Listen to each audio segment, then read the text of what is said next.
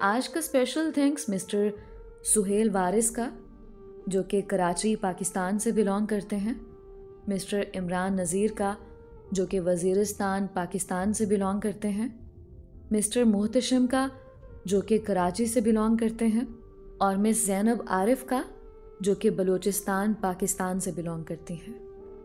Aliza talk के मुआज़िज़ सामीन को अलीज़ा कमल का सलाम। आज की कहानी एक शादीशुदा जोड़े आशिर और हुमैरा के नाम। हुमैरा एक गरीब घराने की लड़की थे। आशिर ने उसे शादी के लिए इसलिए पसंद किया ताकि वो उसके बीमार बाप की खिदमत करे। उसके घर वाले अच्छा रिश्ता देखकर फौरन राजी हो गए, मगर उसकी नंदें बहुत तेज और फसादन थीं। जायदाद के लालच में भाई को भड़काती रहती थीं। अपने बाप को अपने साथ ले गईं और भाई को कहा कि भाभी ने अब्बा को घर से निकाल दिया। ये सुनकर हाशिर गुस्से से पागल हो गया और बीवी को हुमैरा की परेशानी हद से ज़्यादा बढ़ चुकी थी। उसका किसी भी काम में दिल नहीं लग रहा था। अच्छी भली सुकून वाली जिंदगी में अचानक से परेशानियों ने डेरे डाल लिए।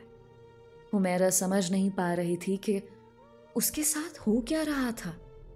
पै दर पै होने वाले वाकयात ने हुमैरा को शदीद जहनी मरीज़ा बना दिया। 2 दिन गुजर गए।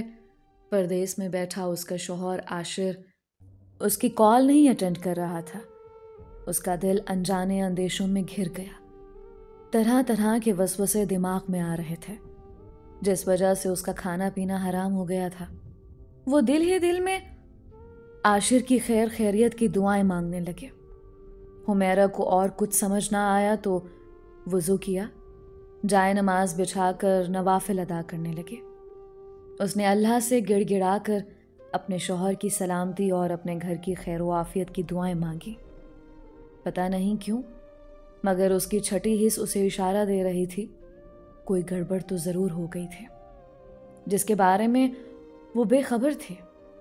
जब तीसरा दिन गुजरने पर भी आशिर ने उसकी कॉल नहीं उठाई तो मजबूरन उसने अपनी नंदों से राब्ता करने का सोचा। अपनी नंदों को फ़ोन करने से पहले हुमैरा ने 100 बार सोचा था आया उनको फ़ोन करे या नहीं।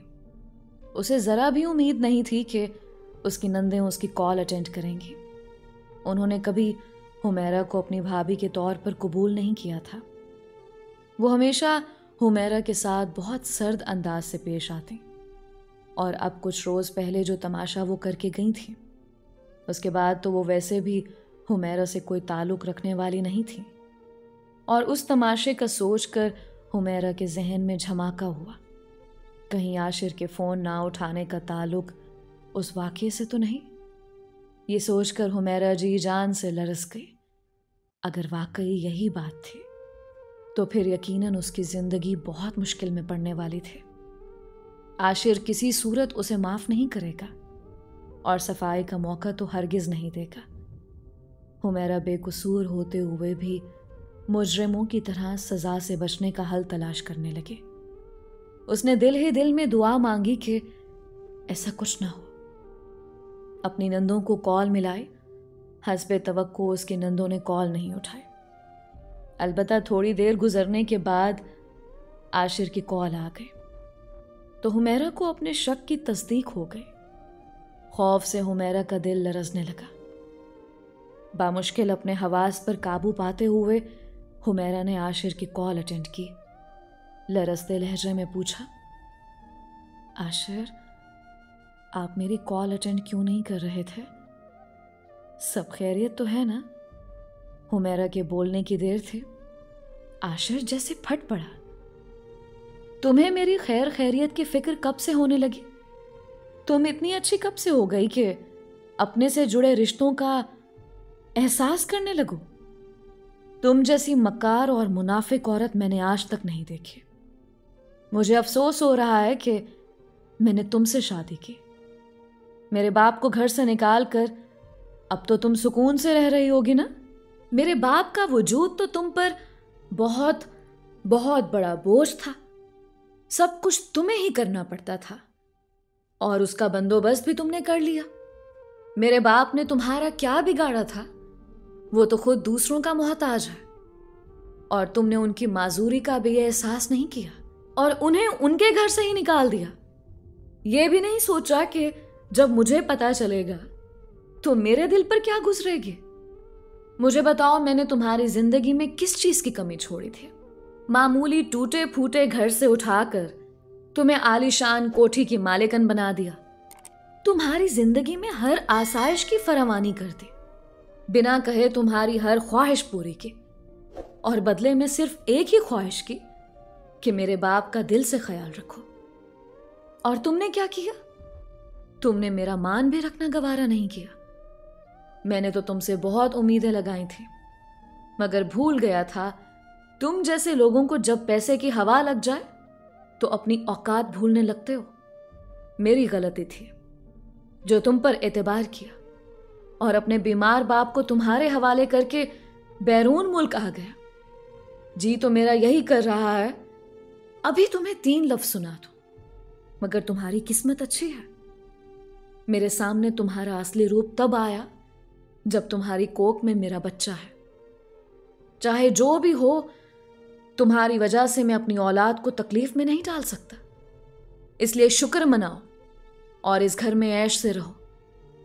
फिक्र ना करना, तुम्हारी जिम्मेदारियां अब भी पूरी होंगी।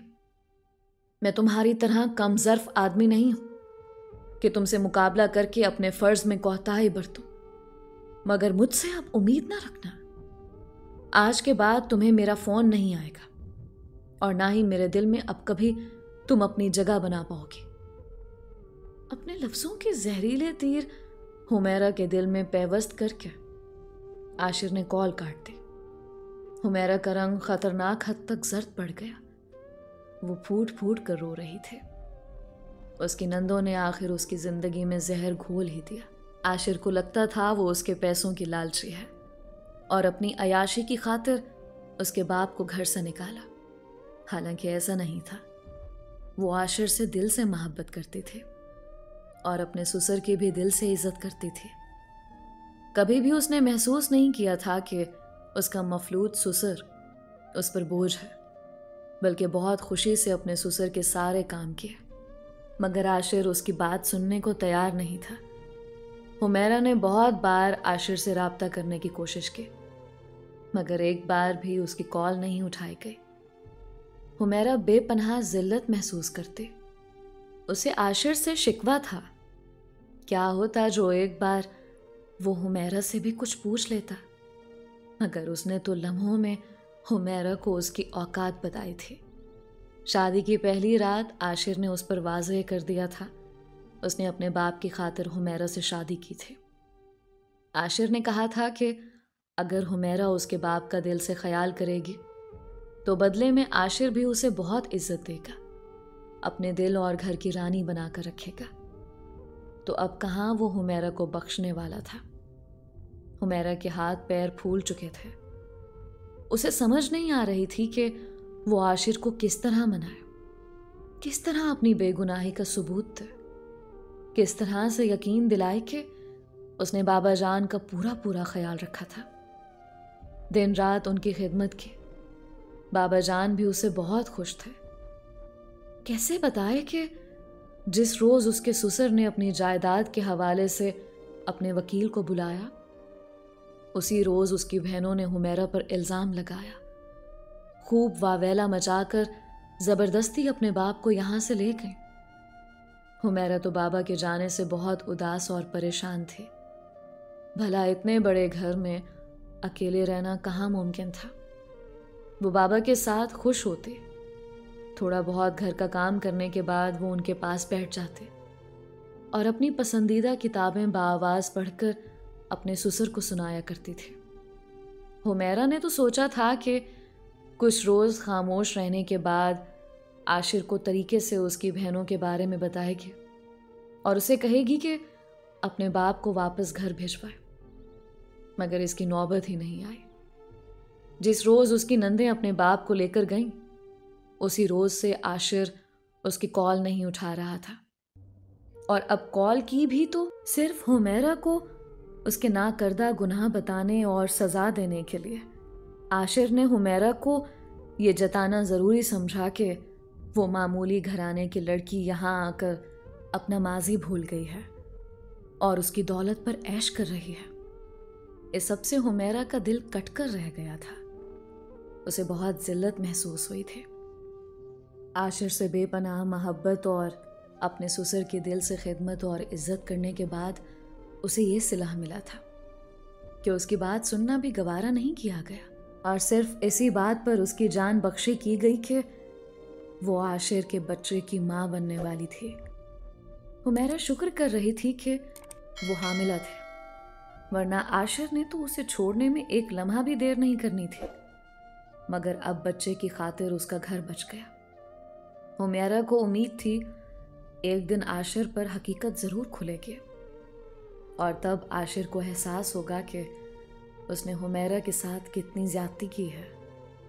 हुमैरा ने अपना मामला अल्लाह पर छोड़ा और बहुत सब्र से आशिर का इंतज़ार करने लगी। हालांकि ऐसा करना हुमैरा के लिए बहुत मुश्किल था। वो आशिर के बगैर नहीं रह सकती थी। वो तो पहले ही उससे इतनी दूर था। मोबाइल के ज़रिए वो आशिर की आवाज़ सुन लेती, उसको देख लेती थी और अब तो इस सब से भी रह गई थी।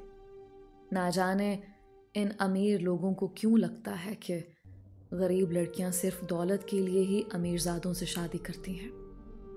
हर औरत दौलत की भूखी नहीं होती, कुछ इज्जत और सुकून की भी मोहताज होती हैं। हुमैरा भी उन्हीं में से एक थी। हुमैरा का बाप मामूली सा मिस्त्री था, उसकी कमाई ना होने के बराबर थी और फिर ऊपर तले होने वाले 8 बच्चों ने हुमैरा के बाप की कमर मजीद तोड़ कर रखती थी। वो सारा दिन मजदूरियां करता था, बदले में उसकी कमाई बस इतनी हो पाती जिसे 2 वक्त का खाना पक जाता था। हुमैरा की माँ बहुत ही सुलझी हुई औरत थी।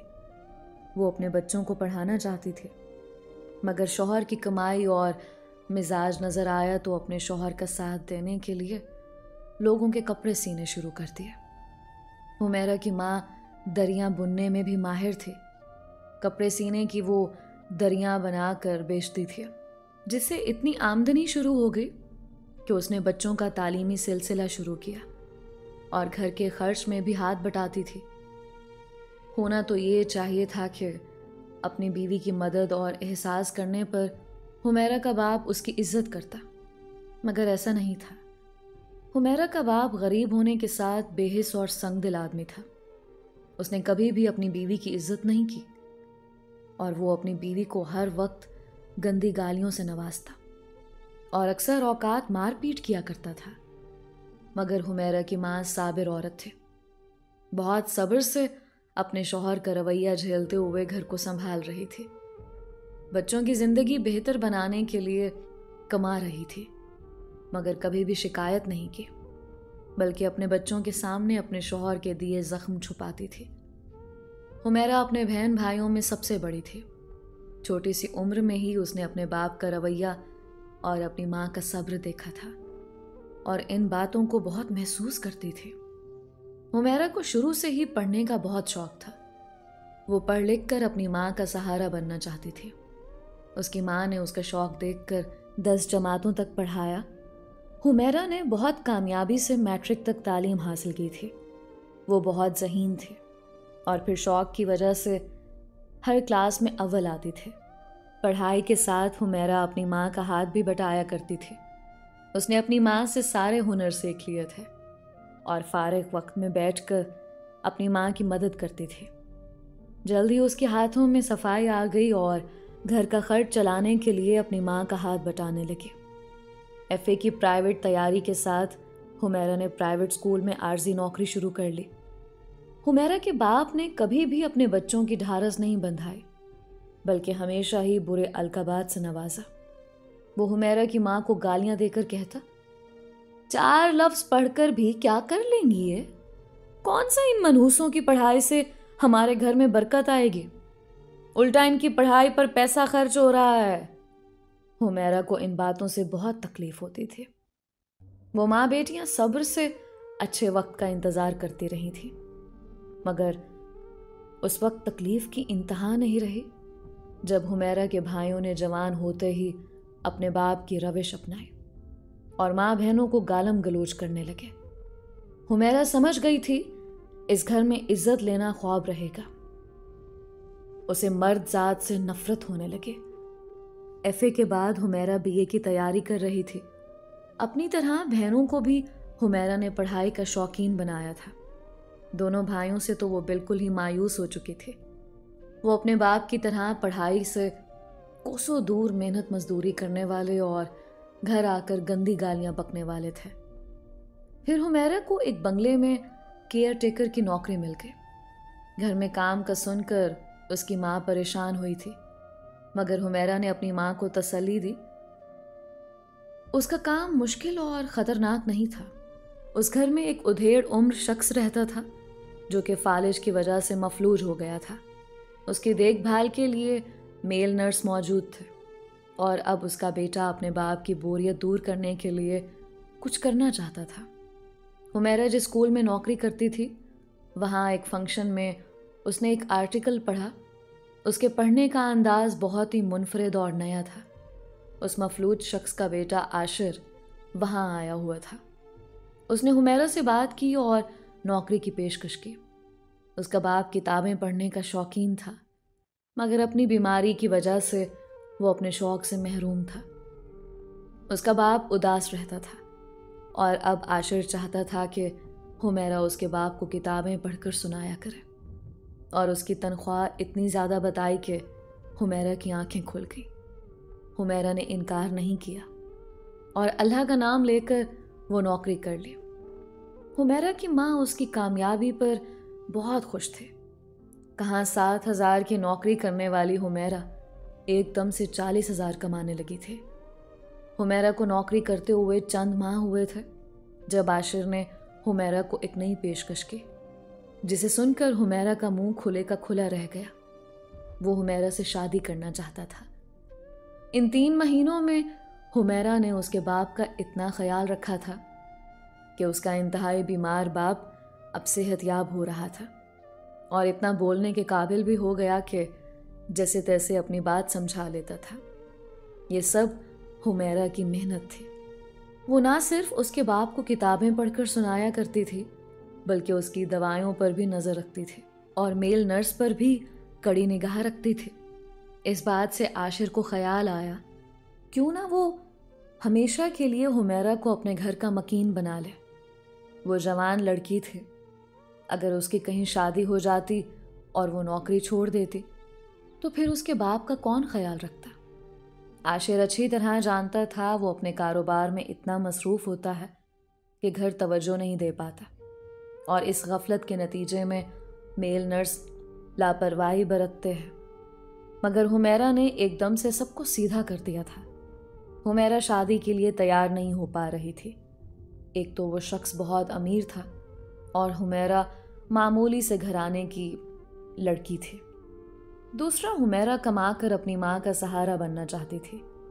आशिर ने हुमैरा को यकीन दिलाया वो अपनी ज़ाती ज़िंदगी में कभी भी हुमैरा की गुर्बत को बीच में नहीं लाएगा और ना उसको बेइज्जत करेगा। वो रिश्तों का एहतराम जानता था। वो बस चाहता था कि कोई उस घर में ऐसा हो जो उसके बाप की अच्छे से देखभाल करे। आशिर को अपने बाप से बेतहाशा मोहब्बत थी। वो चाहता था कि उसका बाप बिल्कुल ठीक हो जाए।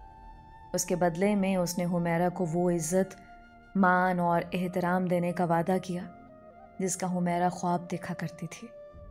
रही बात अपनी माँ का सहारा बनने की, तो इस बारे में भी आशिर ने हुमैरा को इत्मीनान दिलाया कि वो जितना चाहे अपनी माँ की मदद कर सकती है, कोई उसे नहीं रोकेगा। हुमैरा की माँ को जब इस रिश्ते का इल्म हुआ तो उसने हुमैरा को टोक दिया और डांटते हुए कहा, तुम्हें हमारी फिक्र करने की ज़रूरत नहीं है। अच्छे रिश्ते बहुत किस्मत से मिला करते हैं। यूं समझो तुम्हें तुम्हारे सब्र का फल मिल गया है। उस बुजुर्ग की खिदमत से तुम्हें इतना अजर मिला कि तुम्हारे नसीब खुल गए। तुम बस अगले घर जाने की तैयारी करो। हुमैरा ने माँ की बात पर सर झुका लिया।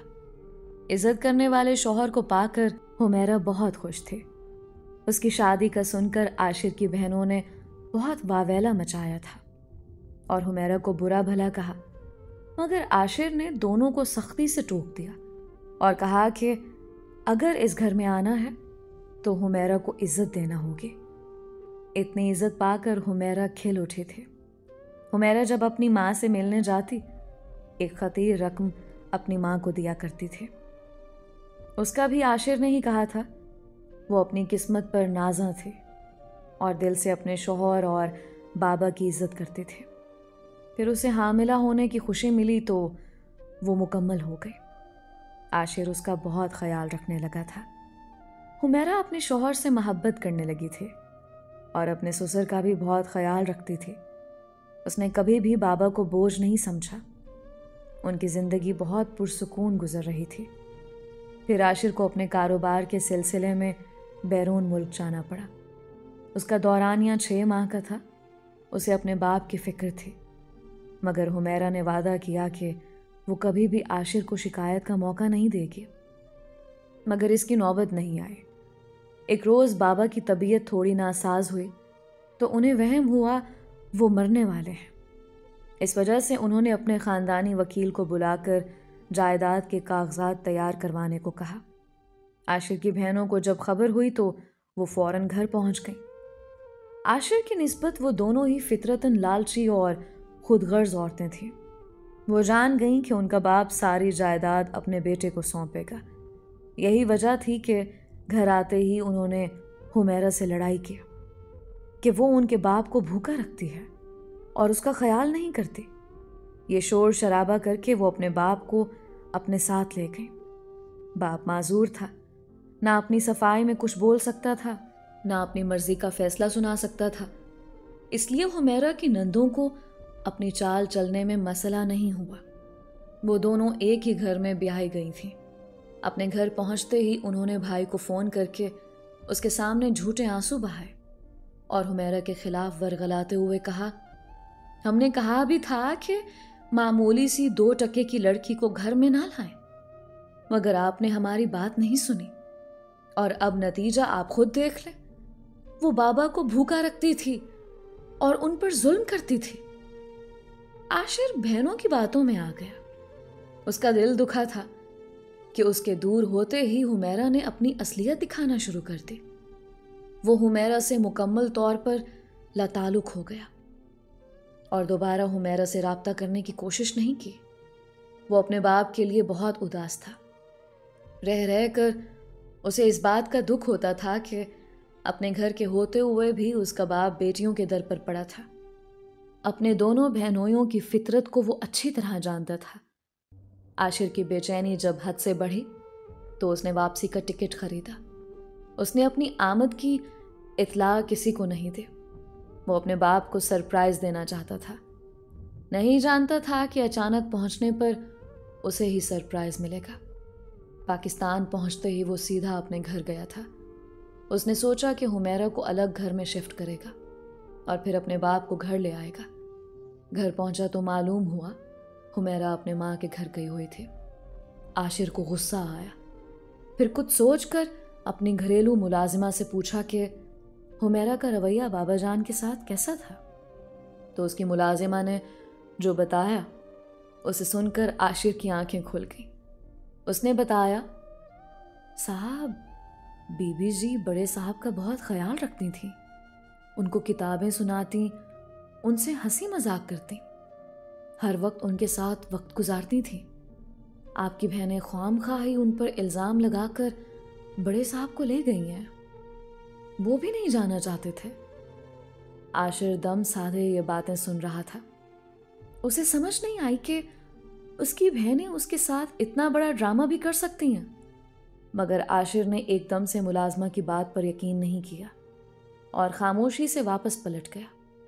उसने सोच लिया कि वो अपने बाप से मिलकर उन्हीं से सारी हकीकत जानेगा। वही उन्हें हकीकत बता सकते हैं। फिर जब वो बहनों के घर पहुंचा, उसकी दोनों बहनें बाप के कमरे में मौजूद थीं और अपने बाप को धमकियां देते हुए कागजात पर दस्तखत करने का कह रही थी। बाबा की आंखों से आंसू जारी थे, मगर वो दस्तखत नहीं करना चाहते थे। तब उनमें से एक बोली, इस बूढ़े का खाना पीना और दवा बंद कर देते हैं। मैं देखती हूँ कब तक ये बूढ़ा अपनी बात पर कायम रहता है और हमें जायदाद नहीं देता। भला आशिर को किस चीज की कमी है? उसका तो अपना बिजनेस भी इतना बड़ा है। मगर ना आजी, इन जनाब को तो अपनी बहू से प्यार हो गया है। वो 2 टके की लड़की, दौलत की भूखी, दौलत की खातिर इसकी इज्जत करती रही। इस बेवकूफ आदमी को इतनी सी बात समझ नहीं आती। चला है करोड़ों की जायदाद उसे देने। ऐसा मैं होने नहीं दूंगी। ये रवैया आशिर के लिए बिल्कुल नया था। वो सन्नाटे में रह गया। उसकी बहनें इतनी खुदगर्ज और गिरी हुई हो सकती हैं, उसने कभी नहीं सोचा था। उसने एकदम से दरवाजा खोला तो आशिर को सामने पाकर उसकी दोनों बहनें बौखला गईं और बेतरतीब सा बोलकर अपनी सफाई पेश करने लगी। मगर आशिर ने उनकी किसी बात पर ध्यान नहीं दिया। पहली फुर्सत में अपने बाप को लेकर घर आ गया। हुमैरा घर आ चुकी थी। आशिर को बाबा के साथ देखकर हैरान परेशान रह गई। आशिर ने बाप से माफी मांगी। कहा, हुमैरा मुझे बताना चाहती थी बाबा जान, मगर मैं अपनी बहनों की बातों में आ गया और मेरी वजह से इतने दिन आपने तकलीफ सही। काश मैं हुमैरा की बात सुन लेता तो आपको ये तकलीफ ना सहनी पड़ती। मुझे माफ कर दे और प्लीज हुमैरा से भी मेरी सिफारिश कीजिएगा कि उसको भी मैं बहुत नाराज कर चुका हूं। आशिर बाप से रोते हुए माफी मांग रहा था और अपने ससुर से मिलने के लिए आती हुमैरा ने ये सारी बातें सुनी तो उसके अंदर सुकून उतर गया। बेशक वो दुखी हुई थी, मगर अपने शौहर से नाराज नहीं रह सकती थी। वो अपने शौहर की बाप से मोहब्बत जानती थी, इसलिए उसने आशिर को दिल से माफ कर दिया। उसके लिए इतना काफी था कि उसके शौहर को हकीकत पता चल गई थी और उसका घर टूटने से बच गया था।